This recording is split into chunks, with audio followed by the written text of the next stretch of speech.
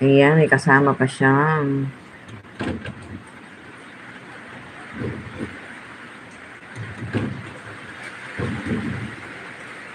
Complete naman yan, bawat set complete. And shout out to everyone. Dito na tayo back to. Thank you so much, Miss Gang. Shout out. Shout out to everyone. Good morning.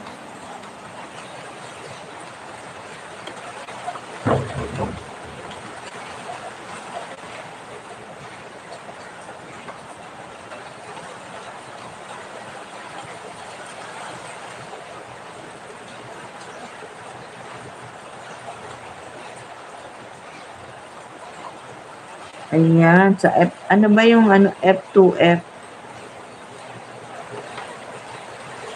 Kaya ba nagkakaroon ka agad ng maagang revenue kasi nasa F2F sila?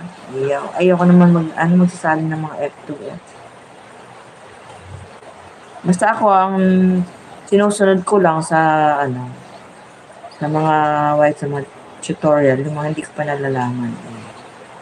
Yun lang ang mga sinusunod ko dyan. Pero yung sa iba, hindi ko sinusunod dyan. Takot kailangan nga yung channel ko eh. Kasi baka masira. Kaya kung hindi kayo sure sa gagawin nyo sa inyong channel, huwag nyo na pong ituloy sa mga tulad ko.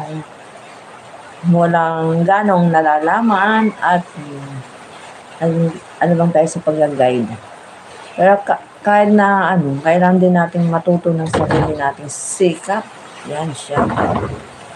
Kailangan matuto tayo sa sariling sikap at huwag umasa sa mga kailangan pa ba natin umasa kasi nga siyempre ang ating mga ka-admin at mga ka-team ay mga busy din yan. Kaya kailangan magkaroon din tayo ng konting knowledge sa YT. Kaya shout out sa inyong lahat dyan. Ano ba yung mataas na yun? Parang may mataas doon. Kulay white.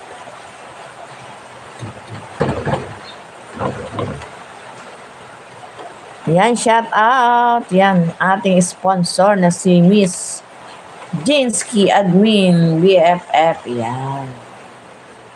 Parang may Tori doon sa kabila. May Tori pala yung sa kabila. Oo nga, talagang mahilig sa mag-ayuda si BFF Admin Jinsky. Yan, shout out BFF Jinsky. Shout out. Hindi na natin ilang ulan na yun na dumidilim na naman, no? Kaya kahapon kami lang dito, na-alert na ako kasi gusto ko nang mag-impake ng mga Pero chinek ko muna kung kapag ka umangat na yung tubig namin dyan sa yan sa gate namin, yan na yan. Yan na yan, kailangan magmadali na kaming magtaas ng mga gamit. Mga damit-damit sa aparador. Dahil yan na yan, binabaman kami dito. Kaya lang, pag binahan na kami dito, bahan na rin dun sa labas.